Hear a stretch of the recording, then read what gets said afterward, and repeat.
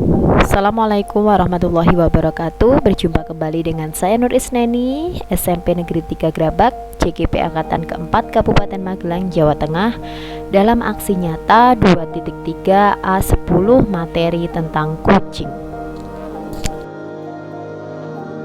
Sebelumnya perlu kita ketahui di sini bahwa pengertian kucing menurut para ahli adalah sebuah proses kolaborasi yang berfokus pada solusi, berorientasi pada hasil dan sistematis, di mana coach memfasilitasi peningkatan atas performa kerja, pengalaman hidup, pembelajaran dan pertumbuhan pribadi dari coach. Sedangkan yang kedua, kunci pembuka potensi seseorang untuk memaksimalkan kinerjanya. Coaching lebih kepada membantu seseorang untuk belajar daripada mengajarinya.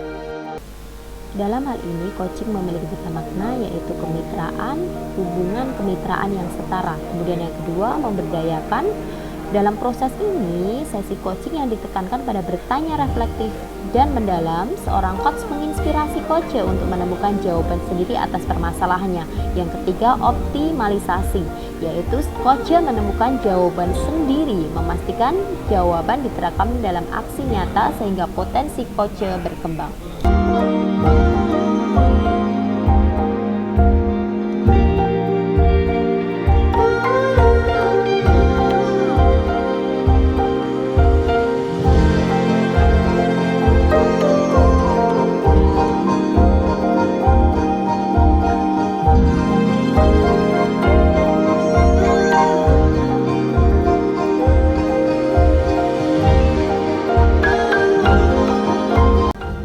Tirta dalam penerapan kucing yaitu tujuan umum berisi kesepakatan, tujuan pembicaraan antara coach dan coach. Sedangkan identifikasi adalah penggalian dan pemetaan situasi yang sedang dibicarakan dihubungkan dengan fakta. Kemudian rencana aksi merupakan pengembangan ide atau alternatif solusi untuk rencana yang akan dibuat. Tanggung jawab adalah membuat komitmen atas hasil yang dicapai untuk langkah selanjutnya.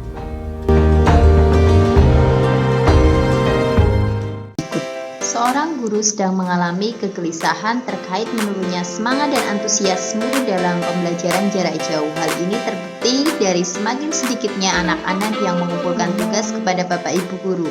Secara umum, anak-anak mengungkapkan alasan karena sinyal dan kuota.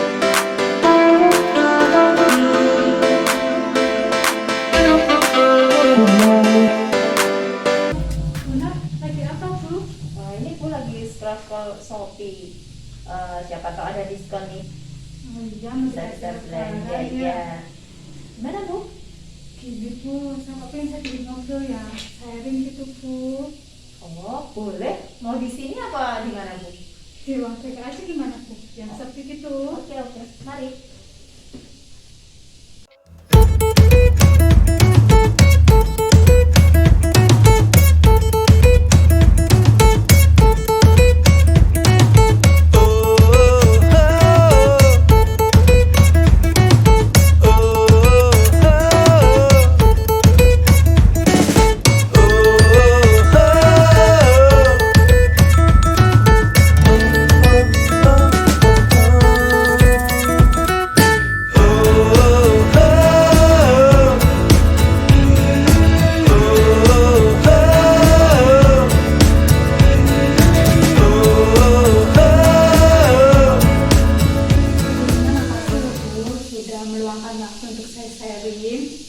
Iya Bu, santai aja.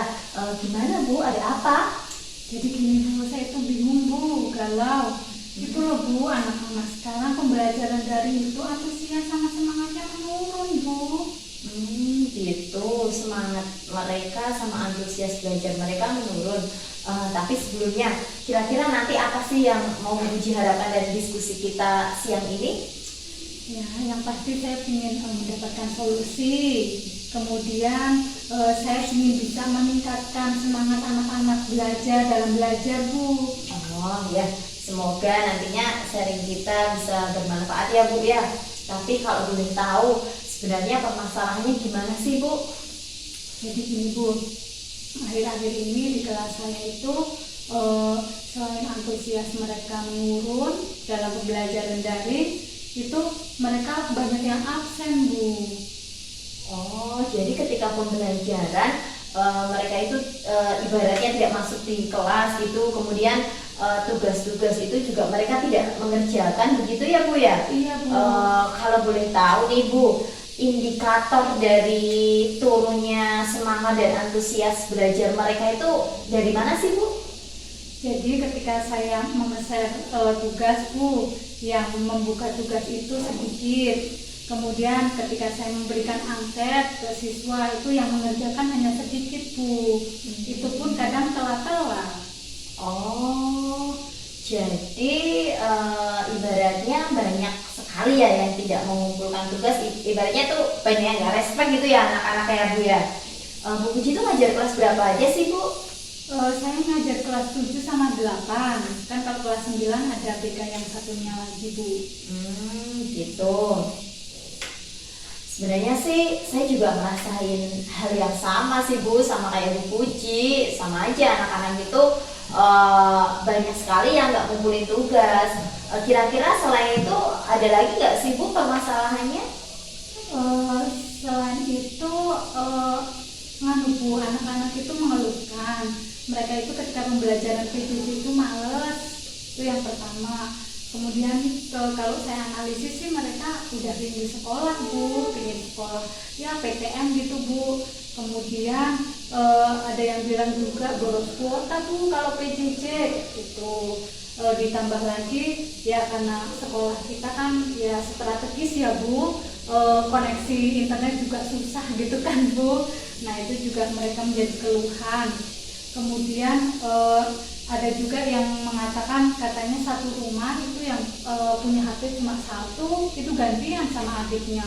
Oh begitu, benar juga sih. Mungkin itu adalah masalah klasik ya Bu, seperti sinyal, kemudian memang sih sekolah kita itu strategis, cuman tempat tinggal anak-anak itu kan banyak sekali anak-anak kita itu yang berada di pelosok, kemudian sinyal internet itu memang belum terjangkau dengan baik ya Bu.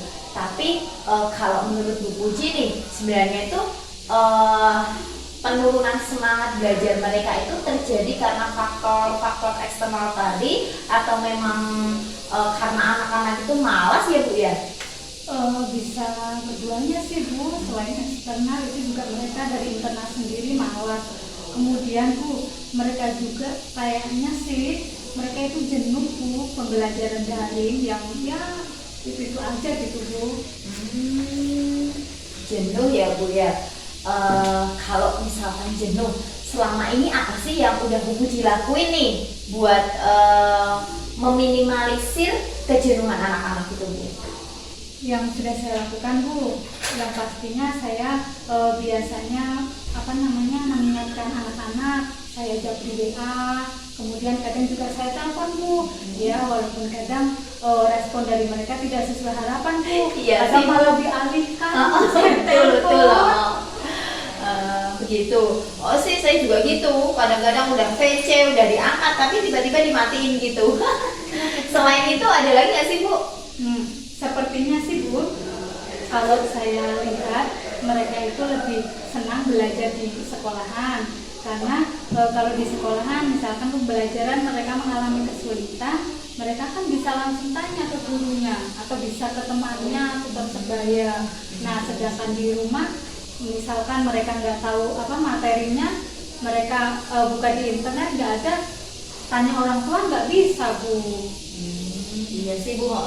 Jadi kalau bisa saya simpulkan, permasalahan Bu Puji ini adalah terkait dengan kejenuhan murid ya. Kejenuhan murid terkait PJJ yang mengakibatkan semangat dan antusias mereka dalam pembelajaran menurun, sehingga tugas-tugas mereka terabaikan atau bahkan tidak dikerjakan, gitu ya Bu ya? Iya betul sekali Bu.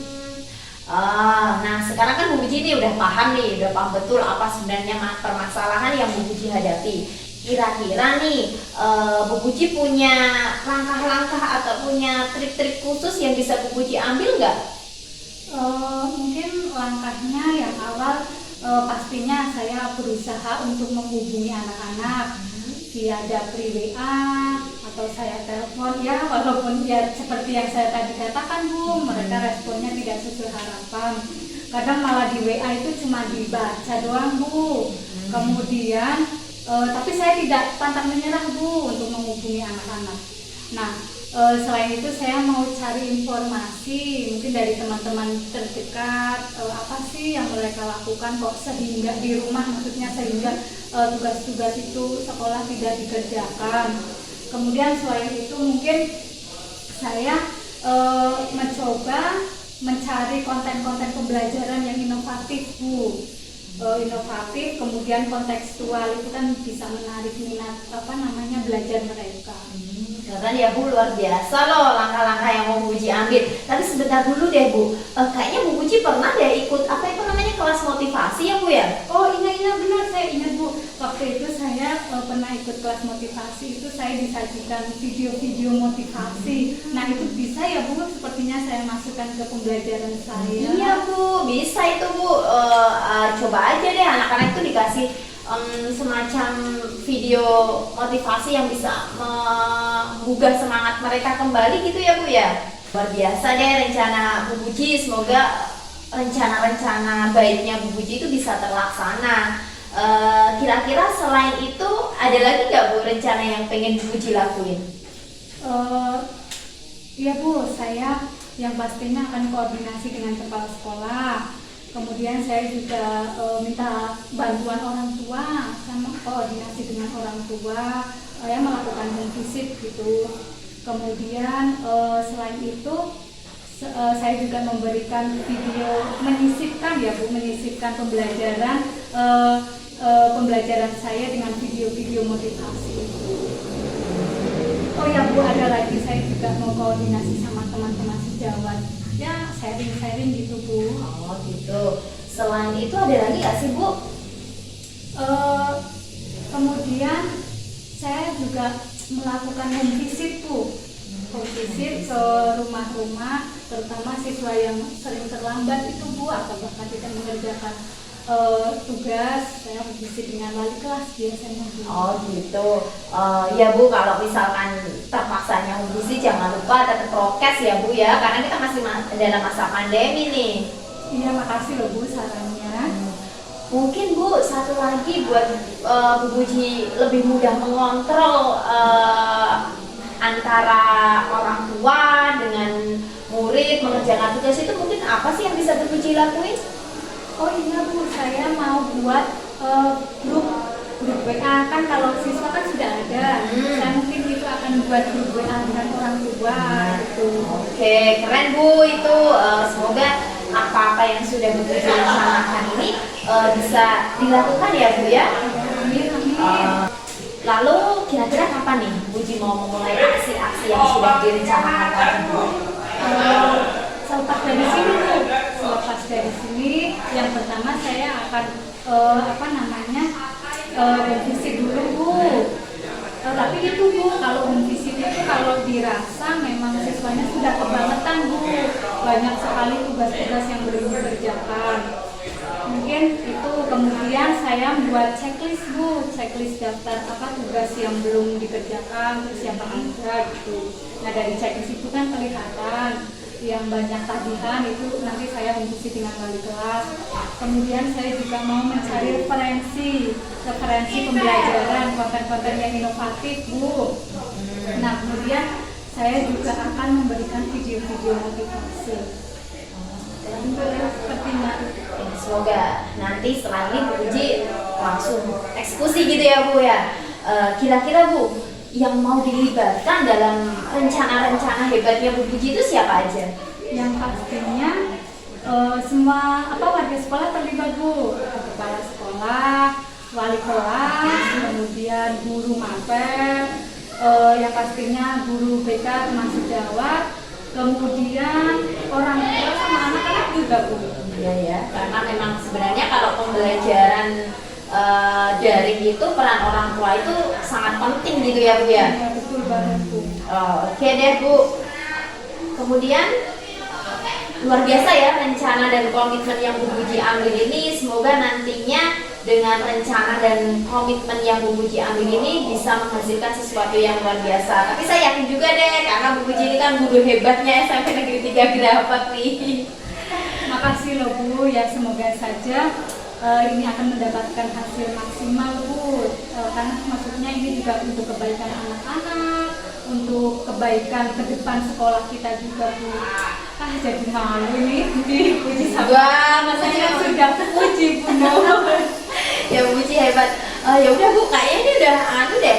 Udah waktunya buat saya kasih materi ke anak-anak nih. Saya pamit dulu ya Bu ya. Oh iya, silakan Bu. Saya nanti nyusul.